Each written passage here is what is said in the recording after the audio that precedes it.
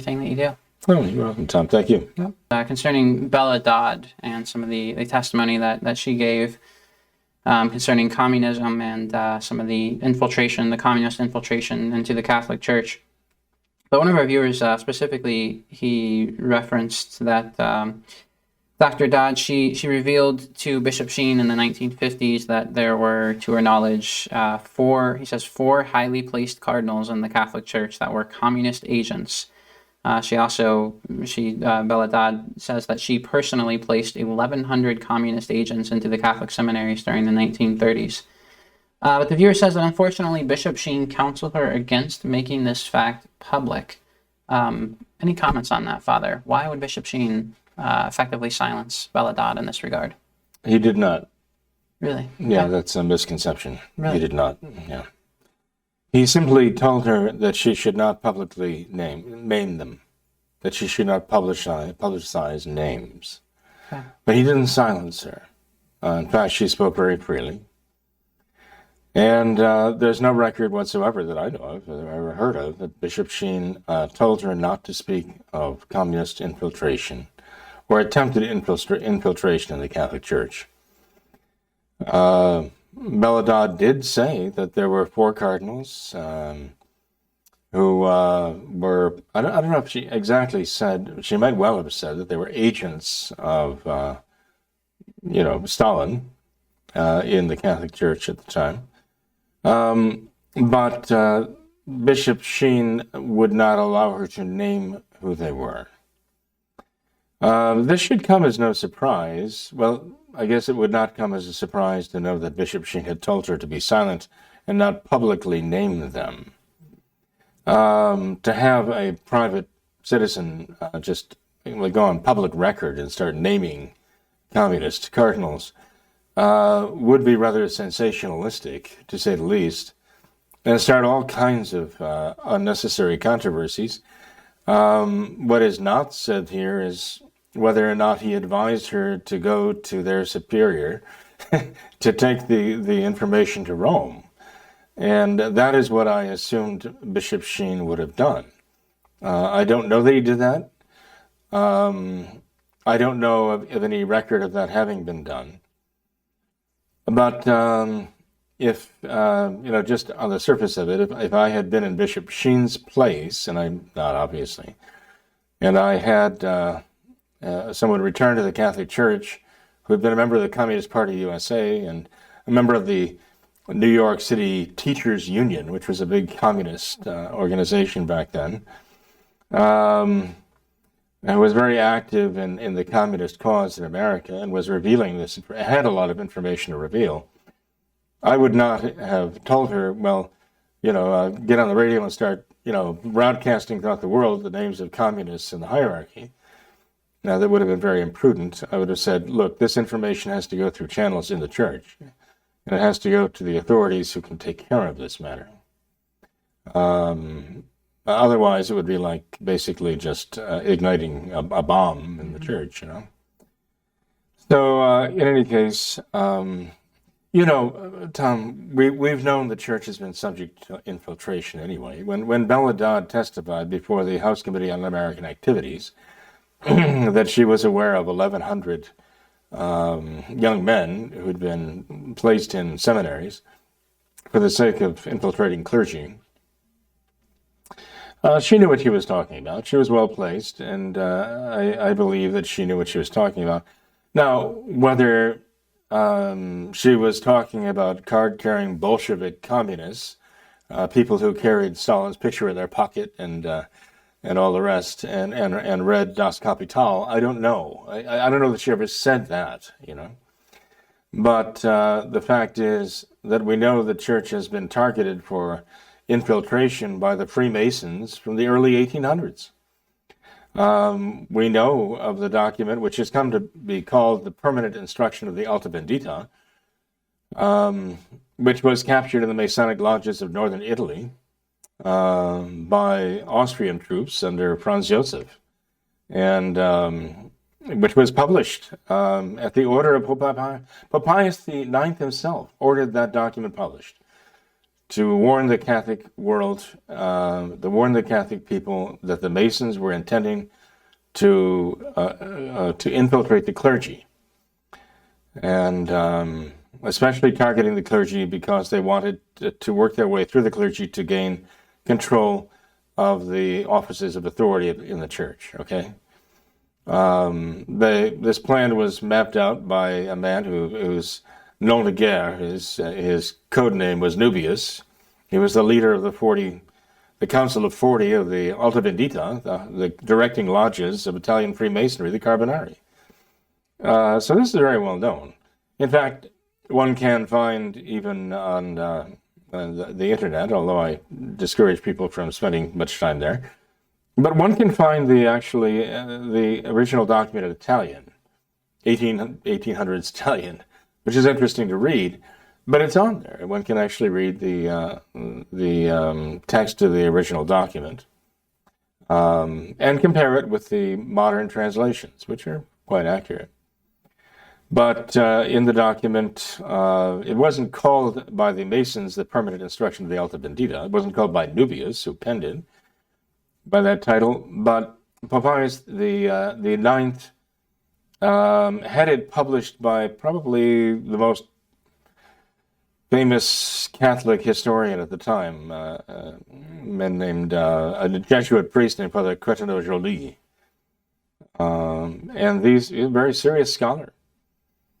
And so this was made known back in the, mid to late 1800s, not quite too late 1800s, of course, because Pope Pius IX had died by the end of that century, and Leo XIII took over for him. But in any case, it was quite controversial, and Monsignor George Dillon, in his series of lectures in Dublin, in the late 1800s, 1890, 93, somewhere around there, actually referenced this and gave the text of it in English. Every traditional Catholic today and conservative Catholic, anybody who still has the faith, should be fully aware of this document and have read it through at least once and understand what the plan was by the Masons. So, when we read about the intrusion of the modernists into the church, as we read in Pascendi, the encyclical by St. Pius X in 1907, but realizing that the plan of infiltration had been going on for about 100 years. And so here we have a pope who, roughly 100 years after the plan of subversion had been put on the table, the Masonic tables of their lodges, a pope saying that the church has these modernists who are within her heart and in the very veins of the church. And 10 years later, in 1917, Our Lady appears and says that Russia would spread her errors throughout the world. Well, we see a real parallel between the ideas of Karl Marx and the ideas of the modernists. The modernist ideas actually are very closely parallel to the Marxist ideas about history, the progress of history, and they both, as St. Pius X said about modernism, they lead to atheism. And even Marx, warned Engels, we don't have to insist that everybody who joins the Communist Party is an atheist when he starts, but he will be by the time he finishes. And so both of these things, inevitably, in the minds of their crafters, lead to atheism. So it's just that modernism was you might say, a flavor of Marxism that was specifically designed to take down the church. I mean, there was Marxism in the world that would flood the world, as Our Lady said in Fatima. And there was modernism that would specifically address the church and try to take down the church. And the modernists would specifically take down the church because they knew the Catholic Church was their one enemy who would withstand them. Something that a thought that was echoed by the cultural Marxists back in the 30s in the Frankfurt School, who said that the world did not fall to communism as Marx had predicted after the revolution in Russia because of the Christian culture of Western nations and because of Catholicism. And so they they undertook to basically subvert Christian countries, Catholic countries, and destroy what was left of Christian culture there, so that it would be create a world ripe for communism, so that the power of the Catholic Church and her faith could not, as it were, arm the world against communism. It would strip the world of, strip the Church of it, the armor of its faith, right, and all of its armaments. And so that's what we saw happen at Vatican II. That's what surfaced at Vatican II. Basically a surrender to the world. Nothing could be more emblematic of that surrender to the world than the controversy at Vatican II over whether or not atheistic communism would be condemned by the Council in its document Gaudium et Spes, the Church in the Modern World. The attempt of 450 bishops to demand the specific condemnation of atheistic communism, the fact that petition simply was put in a drawer and locked away by some Monsignor Gloria, some functionary who took it upon himself to say, no, we're not going to do this. And all of the excuses that were given by the council fathers and all the rest, their committees about what happened to this.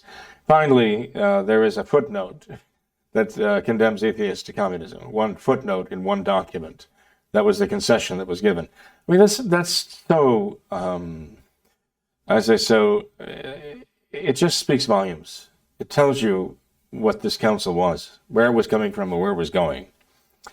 So all of this, by the way, while all of this was being debated, communists in the Eastern Bloc were actually trumpeting the fact, they said, that they had communist agents in every one of the committees of Vatican II. Wow. And Archbishop Barron from Yugoslavia, at the time Yugoslavia, actually made that known. He said that's the word he was getting from his native country, a communist country, that the communists were openly boasting that they had succeeded in getting communist agents. And every committee at the council, bar none. And that's very telling. So again, I mean, the idea that the communists, the Masons, the Marxists, and I mean, they're all of the same stripe, right? Had designs on infiltrating the church is not surprising at all. We know this has happened. And Bella Dodd was born in 1904 and died in 1969, I believe. By that time, she'd been out of the Communist Party for 20 years. She'd been expelled, but left willingly. She'd been expelled because she had rejected it. And she saw through the bad disguise of the communists that they were not really compassionate champions of the working man at all. Quite the contrary. Mm-hmm. They were just bloodthirsty revolutionaries.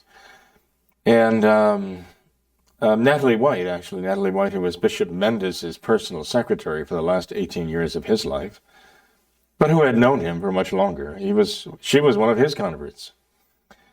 Natalie knew Bella Dodd personally. And Natalie was also a woman of letters, and I think that intellectually they probably were kindred spirits. So, I feel a certain affinity there. Mm-hmm. But in any case, I don't think there's any evidence that Bishop Sheen tried to silence Bella Dodd from talking about communist infiltration of the church, but there seems to be sufficient evidence to show that he told her not to name names, mm-hmm. basically. So. Yeah. Father, one of the things I found most interesting... Not publicly is what I mean, not to the world. Right. Broadcasting. In drawing this parallel between Marxism and Freemasonry and modernism, I found it very interesting in Bella Dodd's talk.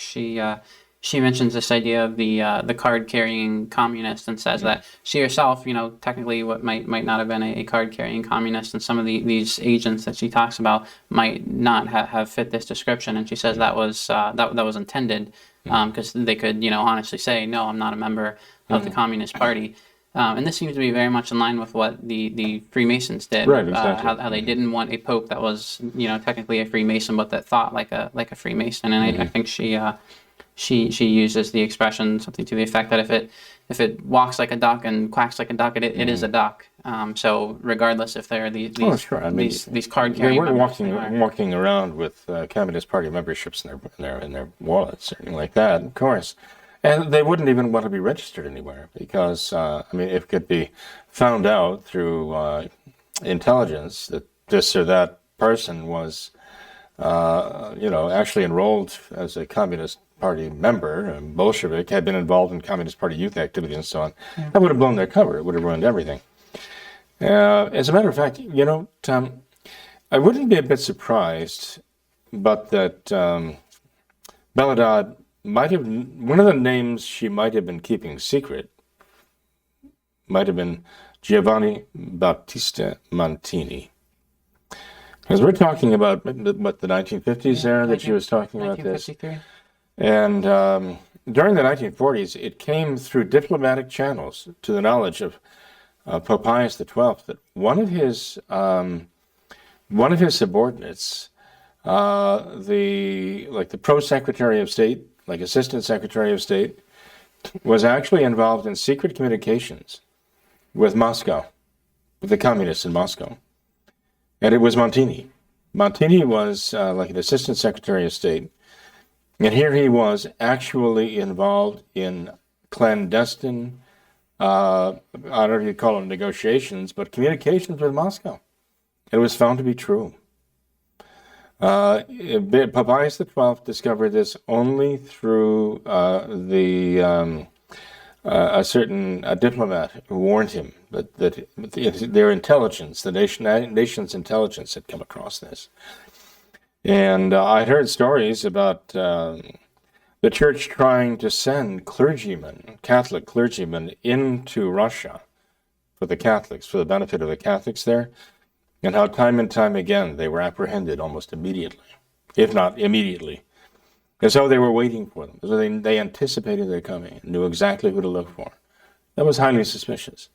It might well have been, and I think there's certain evidence to make it more than a rash suspicion to think that this Montini was a mole. And you know what? Pope Pius XII basically kicked him upstairs. I mean, that's how they put people on ice in the church. They put them in a position where they think that they can't do too much damage. Well, hard to imagine, but Pius XII made him the Archbishop of Milano. Milan, great city of northern Italy, rather leftist, perhaps, in its politics, even at the time. Didn't make him a cardinal, though. That was very telling. That Pius XII made him Archbishop of Milan, but did not give him a cardinal's salute. And when Pius XII died, they elected John the 23rd, and one of the first things John the 23rd did was put a cardinal's hat on Montini. It's one of the first things he did. He named Montini a cardinal and positioned him to become the next pope, Paul VI, the one who brought in the one who closed the council. He presided over the last 3 sessions of the 4-session council. He's the one who supposedly said to Jean Guiton that as he was about there on December 8th, 1965, to promulgate the work of Vatican II, that he was about to sound the trumpets of the apocalypse, right? And he's the man who brought in the new Mass. He's the man who brought in all the new sacraments. In the 15 years that he was the supreme pontiff of the Novus Ordo of his own making, there was such a radical transformation that one would not recognize the Catholic Church after he was done with it. And so this is what we saw happening in a very rapid progression, Pius XII, John the 23rd, and Paul VI. Right? Mm. So anyway, as I say, I wouldn't be surprised if one of the names that Bella Dodd had in mind in the Vatican, there are other candidates, but Montini might well have been. Of course, he was not a cardinal, was he? She mentioned 4 cardinals. That's interesting. Yeah. So, but he was not a cardinal at the time. But I wouldn't be surprised that she was aware of him. Yeah, well, Thanks for being here tonight. Appreciate your time. And thanks to all of our viewers as well for watching this episode of What Catholics Believe. Until next time, we ask that you all remember the words of Our Lady at Fatima, to consecrate yourselves and your families to the Immaculate Heart of Mary, and to pray and do penance. Thank you, and God bless you.